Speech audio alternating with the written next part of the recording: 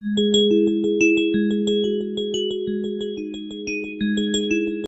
Students, आज हम लोग बीटा गामा फंक्शन की हेल्प से कुछ इंटीग्रल्स सॉल्व करेंगे। तो देखिए, आज का जो हमारा क्वेश्चन है, 0 से 1 लिमिट के अंदर दिया हुआ है x cube upon 1 minus x cube whole to the power half dx। इस इंटीग्रल को हम लोग लिखेंगे 0 to 1 x cube 1 minus x cube to the power half dx। इसको हम लोग क्या लिख सकते हैं? 0 to 1 x cube to the power half 1 minus x cube to the power minus half dx। Generally हम इसमें बीटा फंक्शन कैसे अप्लाई करें, इसका एक आइडिया होता है। देखिए, 1 माइनस के बाद में जो आपका टर्म दिया हो उसको आप इस क्वेश्चन में t मान लीजिए। तो यहाँ पे देखिए 1 माइनस और यहाँ पे t की जगह पे एक्स क्यूब लिखा है, इसको हम t मान लेंगे। तो let x cube is equal to t.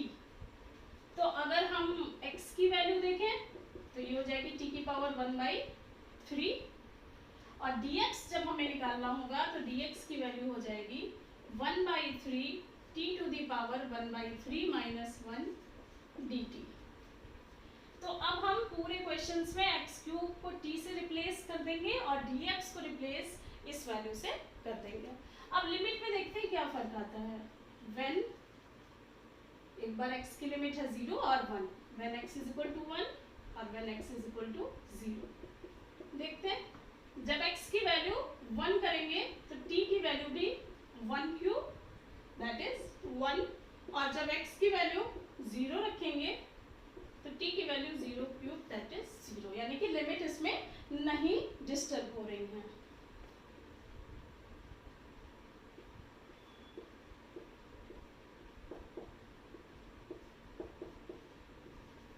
तो इस इंटीग्रल को हम लोग लिख सकते हैं 0 to 1 t to the power half 1 minus t to the power minus half 1/3 constant है, बाहर आ जाएगा जब dx की वैल्यू रखेंगे, t to the power 1/3 minus 1 dt। अब देखिए, base are same then power will be added.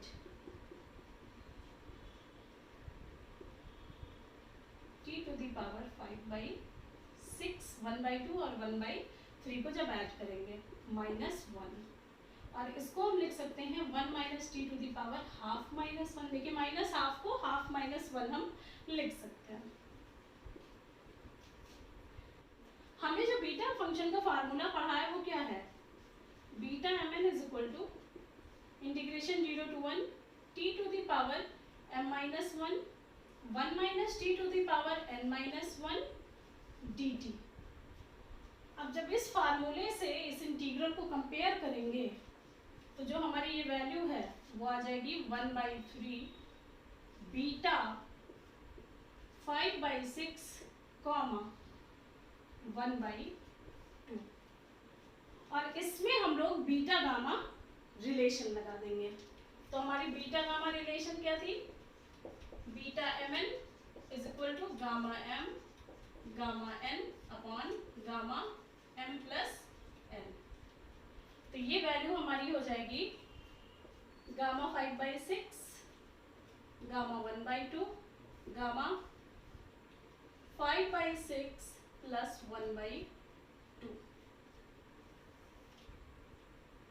अगर हम इस इंटीग्रल को सॉल्व करते हैं तो देखिए, वैल्यू जो हमारी आएगी वो गामा हाफ की वैल्यू हम लोग √π लिख देंगे, गामा 5/6, और इसको जब हम सॉल्व करेंगे तो ये वैल्यू हमारी आ गई गामा 4/3।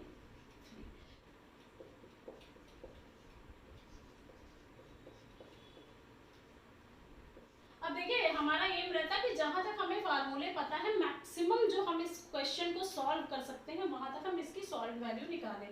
तो देखिए, इसको हम लिख सकते हैं 1/3 प्लस 1, और गामा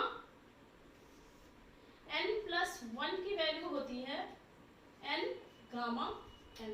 तो इसको मैं लिख सकती हूँ 1/3 √π gamma 5/6 upon 1/3 gamma 1/3 by using this formula.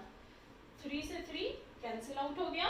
तो फाइनली जो हमारा इंटीग्रल है 0 to 1 x cube 1 minus x cube whole to the power half dx, इसकी जो वैल्यू है वो आ गई root pi gamma 5/6 upon gamma 1/3।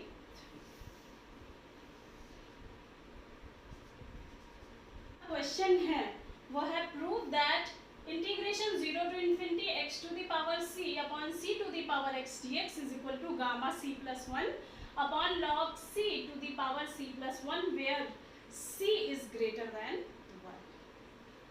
अब देखिए गामा फंक्शन हमें प्रूविंग में दिख गया, इट मीन्स कि इसे बीटा गामा फंक्शन से सॉल्व करना, ये इंटीग्रल ये तो क्लियर हो गया। दूसरी चीज अब इसमें बीटा फंक्शन लगाएगी गामा फंक्शन, तो इसकी लिमिट पे ध्यान दीजिए। ये देखिए गामा फंक्शन की लिमिट है, तो अब हम ये डिसाइड कर लेंगे कि इस क्वेश्चन को हम लोग गामा फंक्शन की तरह लगाएंगे। गामा n होता है integration 0 to infinity e to the power minus t to the power n minus 1 dt where n is greater than 0। तो जो हमारी वैल्यू है, जैसे ये हमने इंटीग्रल t में लिखा है तो t to the power something, तो ये इंटीग्रल dx में है तो x to the power c लिखा हुआ है, लेकिन यहाँ पे एक एक्सपोनेंशियल टर्म है और यहाँ पे एक्सपोनेंशियल टर्म की जगह पे हमारा 1/c to the power x extra है। तो हम क्या करेंगे यहाँ पे सपोजिशन, हम मान लेंगे कि late 1/c to the power x जो कि हमारा एक्स्ट्रा टर्म था किसके इक्वल इक्वेट कर देंगे, e to the power minus t, ये हमने इक्वेट कर लिया। अगर इसे हम अपॉन में लेके आए तो 1/c to the power x is equal to 1/e to the power t, that is c to the power x is equal to e to the power t। अब यहाँ से अगर हमें x की वैल्यू निकालनी हो तो हम क्या करेंगे, लॉग ले लेंगे बोथ साइड में, तो log c to the power x is equal to log e to the power t। x आगे आ गया, x log c is equal to log e to the power x की value x होती है तो log e to the power t हमारा t आ जाएगा। ठीक है, तो यहाँ से अगर मैं x की वैल्यू निकालना चाहूँ तो ये हो गई t अपॉन log c। तो ये सब्स्टिट्यूशन हमें करना है, जहाँ पे x है हमारा वहाँ पे हम रख देंगे t अपॉन log c। और अब dx की वैल्यू देखते हैं क्या होगी, यहाँ पे डिफरेंशिएट कर लेते हैं, dt और log c हमारा कांस्टेंट है। अब हम देखते हैं कि लिमिट्स में क्या चेंज आएंगे। तो when x equals 0, when x is equal to infinite. अब देखिए t इज इक्वल टू है x log c, तो जब x 0 रखेंगे तो 0 log c that is t की वैल्यू 0, और जब इन्फिनिटी है तो infinity log c that is t की जो वैल्यू है वो इनफाइनाइट आ जाएगी। x 0 पे t 0, x इन्फिनिटी पे t इन्फिनिटी।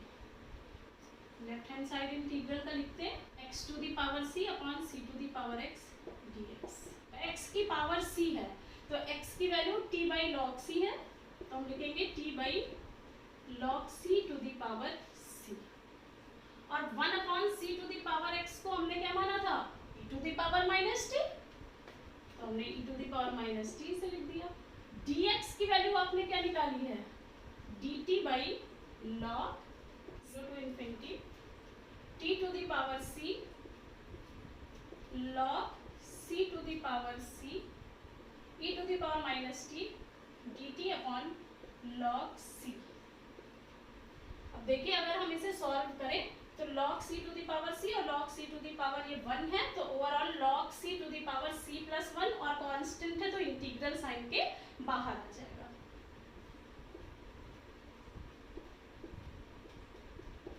इंटीग्रेशन की limit 0 to infinity e to the power minus t t to the power c dt। अगर मैं इस इंटीग्रल को अपने गामा फंक्शन के इंटीग्रल से मिलाऊं तो integration 0 to infinity e to the power minus t, t to the power c d t, t to the power n minus one d t. तो देखिए जब यहाँ n माइनस वन है तो उससे एक just greater number gamma n इस पूरे इंटीग्रल की वैल्यू आती है। तो जब यहाँ पे c है तो इससे जस्ट एक ग्रेटर नंबर यानी कि c प्लस वन। तो ये वाली पूरी जो वैल्यू है हमारी वो आ जाएगी gamma c plus one by the formula of gamma function where c is greater than one. ये इसलिए कंडीशन लग गई है देखिए कि गामा फंक्शन हमेशा जो ये कंडीशन है n is greater than zero के लिए है। तो यहाँ पे ये तभी तो वैलिड होगा जब c is greater than one. हमारे गिवन इंटीग्रल का प्रूफ आ गया।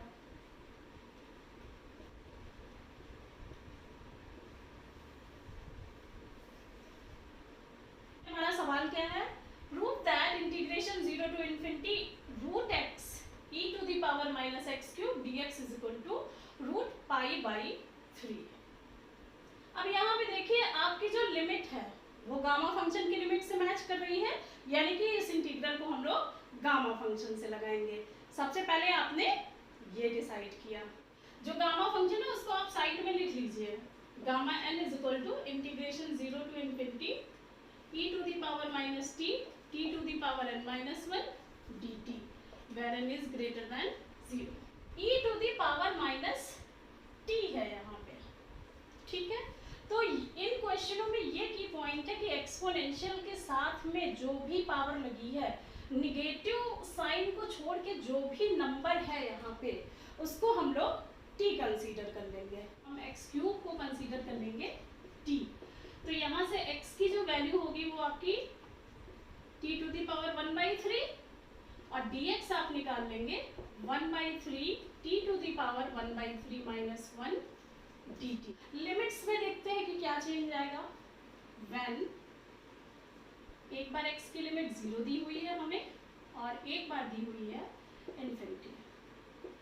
t जो है वो x क्यूब है तो 0 क्यूब दैट इज 0, और जब x इन्फिनिटी होगा तो t की वैल्यू इनफाइनाइट आ जाएगी।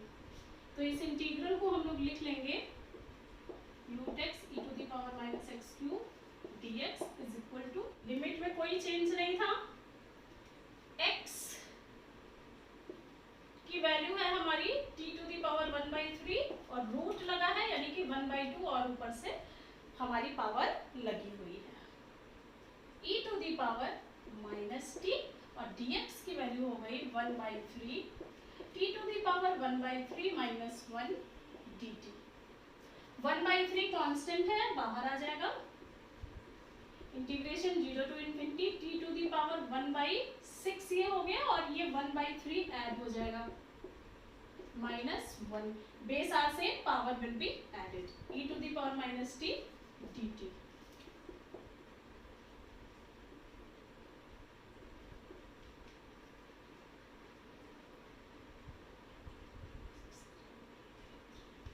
तो ये जो वैल्यू हमारी सॉल्व करके one by six plus one by three है one by two minus one e to the power minus t d t. इस इंटीग्रल को जब गामा फंक्शन से इक्वेट कराएंगे जो वैल्यू होगी वो होगी गामा हाफ, और हमें पता है कि गामा हाफ की जो वैल्यू है वो रूट पाई होती है। तो जो हम वैल्यू रखेंगे तो ये हो गई रूट पाई बाई थ्री। तो ये हमारे गिवन इंटीग्रल की वैल्यू हमने फाइंड आउट कर ली जो कि हमें प्रूफ करनी थी।